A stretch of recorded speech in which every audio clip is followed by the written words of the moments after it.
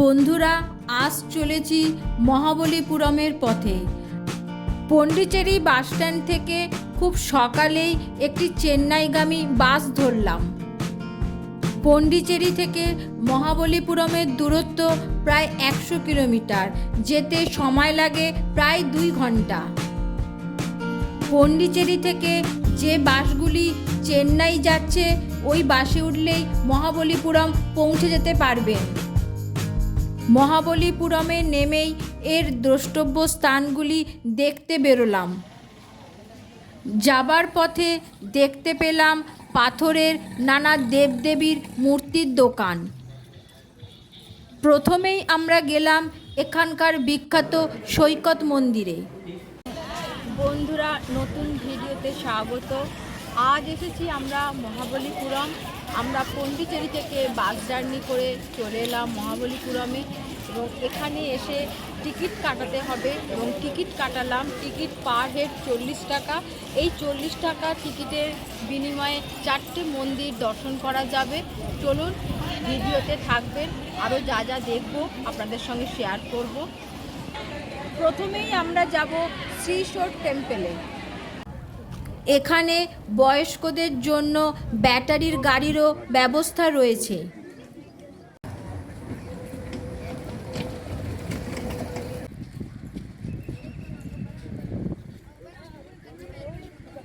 ছশো থেকে 800 খ্রিস্টাব্দের মধ্যে পল্লব রাজাদের আমলে এই মন্দিরগুলি নির্মিত হয়েছিল, আর এই মন্দিরটি গ্রানাইট পাথর দিয়ে তৈরি ছিল।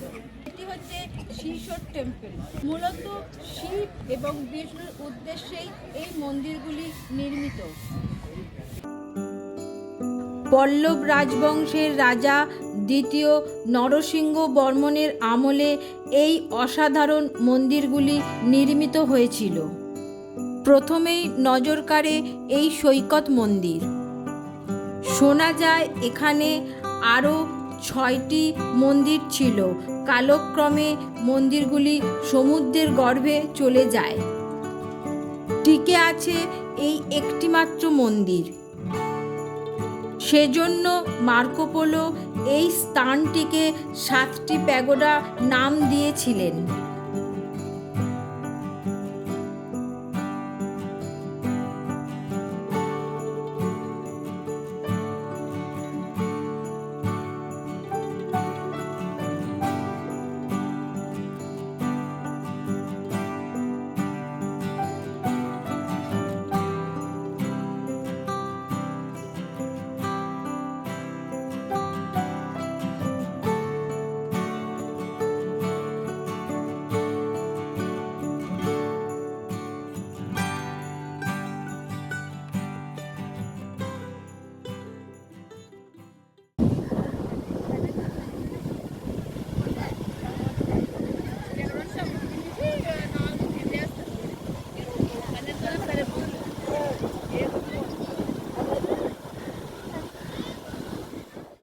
ঘুরতে বন্ধুরা খিদে পেয়ে গেছে, তাই চলে এলাম একটা রেস্টুরেন্টে। এটা হচ্ছে তামিল রেস্টুরেন্ট। ভাত দিয়েছে, এখানে অনেক কিছুই দিয়েছে, তার মধ্যে সম্বরটা বুঝতে পারছি, পাঁচশো ভাজাটা চিনতে পারলাম। দেখুন, টোটালি ভেজ থালি দিয়েছে।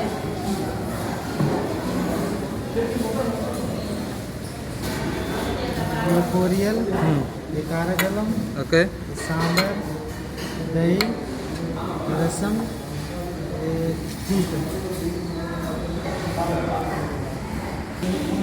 পুরো কলা পাতার মধ্যেই খাবারটা দিয়েছে এবং সুন্দর করে বাটিতে সাজিয়ে সাজিয়ে দিয়েছে। আমরা শুনেছি তামিলনাড়ুতে যে প্রচুর সমস্ত খাবারের টক দেয়, কিন্তু সেরকম বিশেষ টক পাচ্ছে না, খারাপ লাগছে না খাবারটা। আর ভাতটা টোটালি গরম।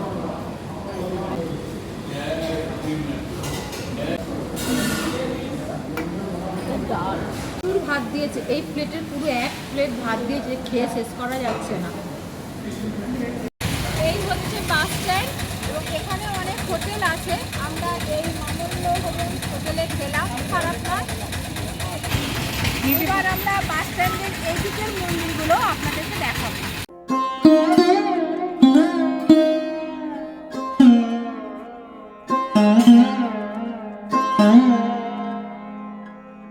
পল্লবদের মৌর্যদের আমলে আর একটা সুন্দর স্থাপত্য কীর্তি দেখুন, একটা মানে দেওয়ালের মধ্যে সব কিছু আঁকা আছে, একটা পাথরকে খোদাই করে তৈরি হয়েছে সমস্ত দেব দেবীদের মূর্তি।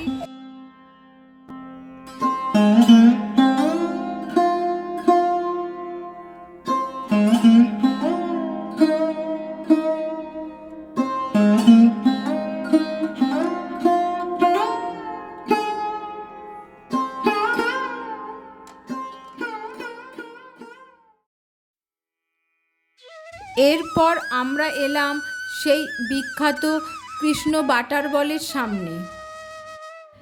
এটি একটি 250 টনের গ্রানাইট পাথর, যা অদ্ভুতভাবে একটি পাথরের ওপর ব্যালেন্সিং অবস্থায় রয়েছে। 1908 সালে ব্রিটিশ গভর্নর আর্থার লাওলে 7টি হাতি দিয়েও এই পাথরটিকে নড়াতে পারেননি। স্থানীয়রা এটিকে শ্রীকৃষ্ণের একটি মাখনের খণ্ড বলে মনে করেন।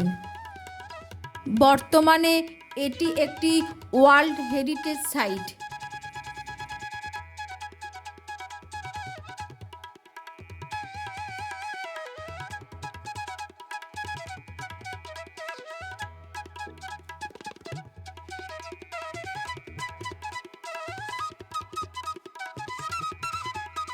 এটা হচ্ছে আনফিনিশড রক কাট টেম্পল। একটা পাথরকে কেটে কিভাবে তৈরি হয়েছে দেখুন। পল্লব রাজাদের আমলে তৈরি এই অসাধারণ ভাস্কর্যগুলি তামিলনাড়ুর বর্তমান ভারতের এক মূল্যবান প্রত্নতাত্ত্বিক সম্পদ।